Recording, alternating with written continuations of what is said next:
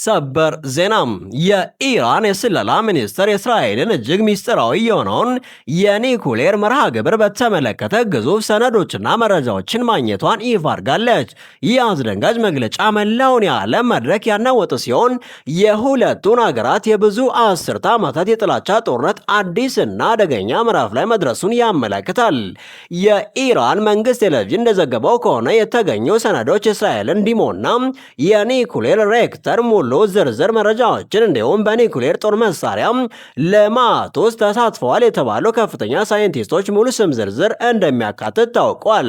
ይህ ይገባኛል ጥያቄ እስካሁን በእስራኤል በኩል ምንም አይነት ይፋዊ ምላሽ ባይሰጥም በዓለም ዙሪያ ባሉ የደህንነት ተንታኞችና ዲፕሎማቶች ዘንድ ከፍተኛ መነጋገሪያ ሆኗል።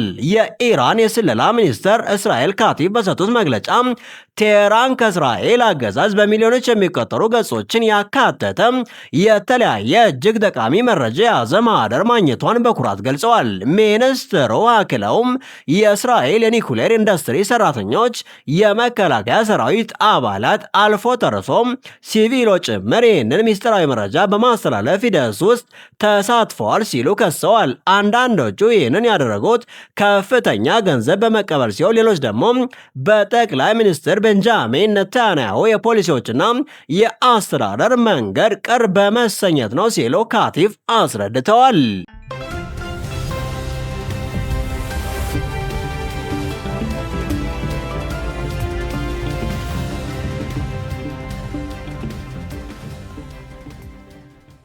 ይህ መግለጫ ኢራን ከዚህ ቀደም ካወጣቻቸው ተመሳሳይ ማስጠንቀቂያዎች ጋር አብሮ የሚሄድ ነው። ባለፈው ሰኔ ወር ላይ የኢራን የስለላ ኤጀንሲዎች ብዙ ቁጥር ያለው ሚስጥራዊ የእስራኤል ቁሳቁስ ማግኘታቸውን ተናግረው ነበር። ከዚህ በፊት በመጋቢት 2024 ላይ ደግሞ የኢራን ጠላፊዎች የእስራኤልን ዲሞና የኒኩሌር ምርምር ማዕከል የኮምፒውተር ስርዓቶችን ሰብረው እንደገቡ አረጋግጠው ነበር። የዛሬው ይፋ ማድረጊያ ከነዚህ ቀደም ክስተቶች ጋር በቀጥታ የተያዘ ስለመሆኑ እስካሁን ግልጽ ባይሆንም ሁሉም የሚጠቅሙት ኢራን በእስራኤል የኒኩሌር መርሃ ግብር ላይ ጥልቅ የመረጃ ፍለጋ እያደረገች እንደሆነ ይጠቁማሉ። ይህ ዘገባ የሚመጣው በእስራኤልና በኢራን መካከል ያለው ውጥረት ከመቼውም ጊዜ በላይ ከፍተኛ ደረጃ ላይ በደረሰበት ወቅት ነው። እነዚህ ሁለት ሀያላን የመካከለኛው ምስራቅ ሀገራት ላለፉት በርካታ አስርተ ዓመታት በሳይበር ጦርነት፣ በኒኩሌር ሳይንቲስቶች ላይ በተደረጉ የግድያ ሙከራዎችና በወታደራዊና ኒኩሌር መሰረተ ልማቶች ላይ በሚደረጉ የውስጥ አርበኝነትና የማበላሸት ድርጊቶች የተሞላ የጥላቻ ጦርነት ውስጥ ይገኛሉ። እስራኤል ለረጅም ጊዜ ስትከስ እንደቆየችው ኢራን የኒኩሌር መሳሪያ መርሃ ግብር እያበለጸገች ነው ብላ ታምናለች። በሌላ በኩል ደግሞ ኢራን የኒኩሌር እንቅስቃሴዎቿ በሙሉ ለሰላማዊ ዓላማ ብቻ እንደሆነ በጽናት ትናገራለች። ባለፉት ጥቂት ወራት ይህ ግጭት በብዙ ግንባሮች ላይ ተባብሷል። እስራኤል በሶሪያ ውስጥ የምታደርጋቸውን የአየር ጥቃቶች በከፍተኛ ሁኔታ ጨምራለች። በእነዚህ ጥቃቶች የኢራን የጦር መሳሪያ ማከማቻዎችና የሂዝቦላን የሎጂስቲክ መስመሮችን ኢላማ ያደረጉ ናቸው። በምላሹ ኢራን በክልሉ የሚገኙ የእስራኤልና የአሜሪካ ንብረቶች ላይ የምታረጋቸው ማስፈራሪያዎችን አጠናክራለች። የኢራን ደጋፊ የሆኑት ቡድኖች በሊባኖስ፣ በኢራቅና በየመን የሮኬትና ሰው አልባ አውሮፕላኖችን ጥቃቶችን ሲፈጽሙ ታይተዋል። ከዚህ በተጨማሪ በፋርስ ባህረ ሰላጤና በቀይ ባህር የተከሰቱት የባህር ላይ ግጭቶች በሁለቱ ሀገራት መካከል ቀጥተኛ ግጭት የመፍጠሩን ስጋት በግልጽ አጉልተው ያሳያሉ።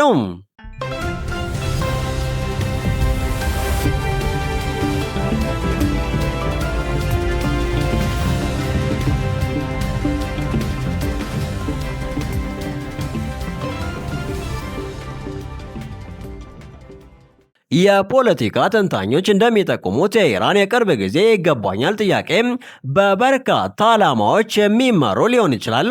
አንደኛው በሀገር ውስጥ ለሚገኘው የኢራን ሕዝብ የመንግስትን ጥንካሬና የስለላ ብቃትን ለማሳየት ያለመ ሊሆን ይችላል። ሁለተኛው የእስራኤልን የኒኩሌር ሚስጥር ማግኘቷን በይፋ በማሳወቅ ኢራን በእስራኤል ላይ ተጨማሪ ጥቃት እርምጃዎችን ለመከላከል እንደ ማስጠንቀቂያ ምልክት ልትጠቀምበት ትችላለች። ሶስተኛው ይህ መግለጫ በራሷ የኒኩሌር እንቅስቃሴዎች ላይ እየደረሰ ያለውን ዓለም አቀፍ ትኩረትና ምርመራ ለመቀየር ወይም ለማቀዝቀዝ እንደ ስልት ልትጠቀምበት ትችላለች። ኢራን በእስራኤል የደህንነት ተቋማት ውስጥ ዘልቃ በመግባት የተሳካ የስለላ ኦፕሬሽን እንደፈጸመች በማሳየት የራሷን የክልላዊ ኃይልና ተጽዕኖ ለማሳየት እየጣረች ሊሆን ይችላል። ይህ የሚያስደንቅ መረጃ እስካሁን በእስራኤል በኩል ምንም አይነት ይፋዊ ምላሽ ባያገኝም ሁኔታው እጅግ አደገኛና በፍጥነት ሊለወጥ የሚችል ነው። በሁለቱ ሀገራት መካከል ያለው የውጥረት መጠን አሁን ካለው የከፋ ደረጃ ላይ ደርሷል። በቀጣይ ምን ሊፈጠር ይችላል? ኢራን እነዚህን ሰነዶች ይፋ ካደረገች ምን መዘዝ ሊከተል ይችላል? የእስራኤል ምላሽ ምን ሊሆን ይችላል? እነዚህ ሁሉ ጥያቄዎች አሁን በዓለም አቀፍ ደረጃ ትኩረት አግኝተዋል። ይህንን አስደንጋጭ ታሪክ በቅርብ እንከታተላለን። ለተጨማሪ ዝርዝር ትንታኔዎችና የሰበር ዜናዎች ቻናላችንን ሰብስክራይብ ያድርጉ። አብራችን ቆዩም።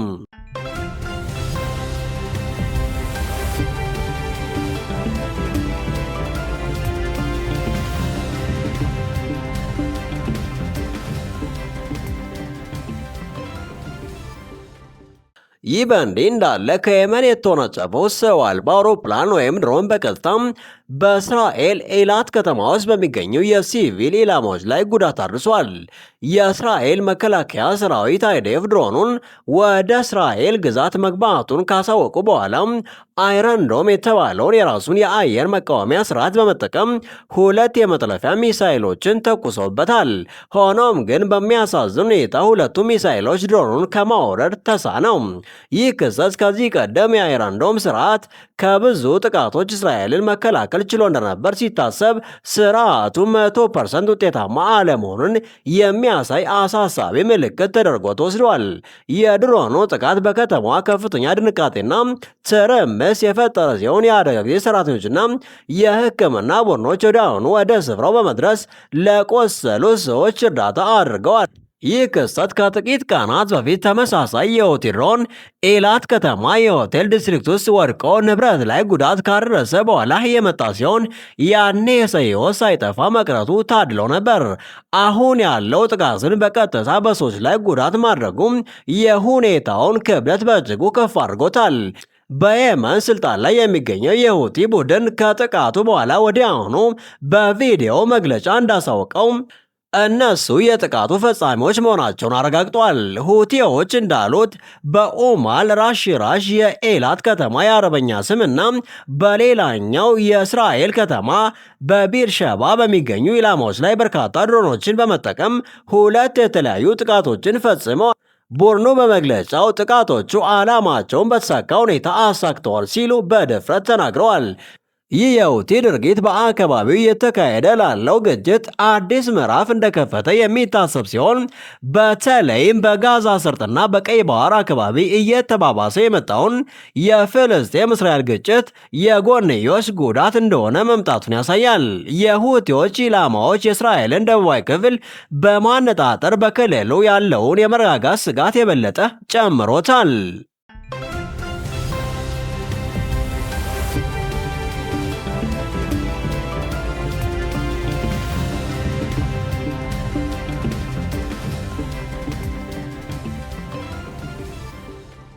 የእስራኤሉ ጠቅላይ ሚኒስትር ቤንጃሚን ኔታንያሁ ለዚህ ጥያቄ ወዲያውኑ ምላሽ ሰጥተዋል። ጠቅላይ ሚኒስትሩ በሁቲ አገዛዝ ላይ ህመም የሚያስከትል ምት እንደሚሰጡ በማስጠንቀቅ በእስራኤል ከተሞች ላይ ለሚሰነዘር ማንኛውም ጥቃት ወታደራዊ ምላሽ ለመስጠት አማራጮችን እንዲያስቡ ለመከላከያ ሰራዊት መመሪያ እንደሰጡ ገልጸዋል። ይህ መግለጫ እስራኤል ለጥቃቱ ዝም እንደማትልና ጠንካራ ምላሽ እንደምትሰጥ የሚያሳይ ነው። የመከላከያ ሚኒስትር እስራኤል ካዝዝ የጠቅላይ ሚኒስትሩን ማስጠንቀቂያ በማጠናከር ሁቲዎች በትምህርት እንደሚማሩ ገልጸዋል። ሚኒስትሩ በኤክስ ትዊተር ገጻቸው ላይ ባሰፈሩ ጽሑፍ እስራኤልን የሚጎዳ ሁሉ 7 እጥፍ ይጎዳል ሲሉም በግልጽ አስጠንቅቀዋል። በተጨማሪም ሁቲዎች ከኢራን ከሊባኖስና ከጋዛ መማር ፈቃደኛ አይደለም ሲሉ በመግለጽ ከዚህ ቀደም በሌሎች አካላት ላይ የተወሰዱ የወሰዱትን እርምጃዎች እንደ ምሳሌ ጠቅሰዋል። ይህ የእስራኤል መንግስት አቋም የክልሉን ሁኔታ ወደ ከፍተኛ ውጥረት ሊያስገባው እንደሚችል የሚያመላክት ሲሆን በአካባቢው የጦርነት ቀጠና መስፋፋትም ስጋትንም ጨምሯል።